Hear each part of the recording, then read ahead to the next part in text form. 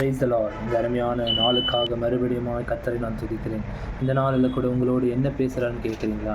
சங்கீதம் 141 அதிகாரம் 2ஆம் வசனம், என் விண்ணப்பம் உமக்கு முன்பதாக தூபமாகவும் என் கையெடுப்பு அந்தி பலியாகவும் இருக்க கடவது.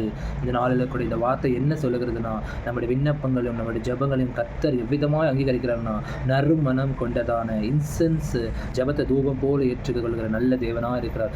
என்ன மாதிரி விண்ணப்பன்றதுக்கு என்ன அர்த்தம் அப்படின்னா, 3 விதமாக செயல்படும். முதலாவது, நம்முடைய குறைவுகளை, நம்முடைய ஜெப காரியங்களை குறித்து கர்த்தரிடத்தில் பேசுகிறது மாத்திரம் அல்ல, நம்மை தெரியப்படுத்துகிறவர்களாக நம்ம இருக்கணும்.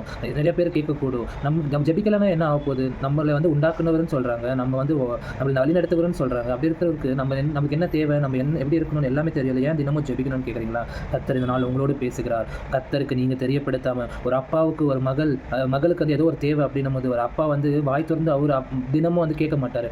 மகளுக்கு தேவையானது மகள் தான் கேட்டு அப்பா கிட்ட பெற்றுக்கொள்ளணும். அவ்விதமாக கர்த்தர் இந்த நாளில் கூட உங்களை ஜெபிக்கிறவர்களாய் கர்த்தர் வேண்டும் என்று கர்த்தர் விரும்புகிறார். 2ஆவதாக, கண்ணீரோடு கூட ஜெபிக்கிறது.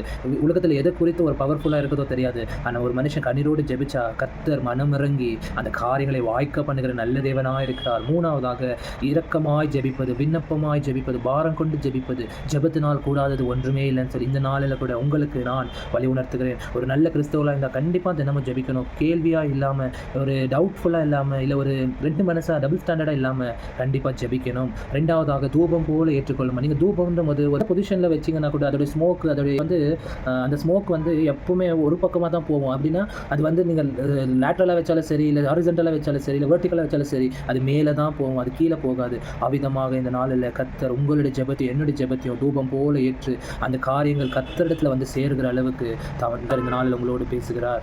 அதுக்கு அடுத்த லைன் என்ன இருக்குதுன்னா, அந்தி பலியாகவும் கர்த்தர் தேவன் ஏற்றுக்கொள்கிறார். தாவீது இந்த நாட்களில் பலி கொடுப்பது 2 வேளையில் செய்யணுமா இருந்துச்சு. அப்படியா இருக்கும் பொழுது தாவீது சாயந்தர வேளையில் தகன பலியாய் ஒப்பு கொடுத்து இன்னைக்கு உங்களை பார்த்து சொல்லுகிற, ஜெபிக்கிறது ஒரு கடமை கிடையாது. உங்களை படித்தவர் உங்கள் அப்பா கிட்ட நீங்கள் பேசுவதை போல மனசை ஃப்ரீயாக கண்டிப்பாக நீங்கள் பேசணும். நான் பேசணும். கர்த்தர் இந்த நாளில் உங்களோட இந்த வார்த்தையை பேசுனதுக்காக நன்றி. ஜெபத்தோட முக்கியத்துவத்தை நீங்கள் புரிந்து கொண்டிருப்பீங்க நம்புகிறேன். கர்த்தர் தாமே உங்களை ஆசீர்வதிப்பாராக. தூபம் போல் என் ஜெபங்கள் ஏற்று கொள்ளுமையா, மாலை பலி போல் என் கைகளை உயர்த்தினேனையா,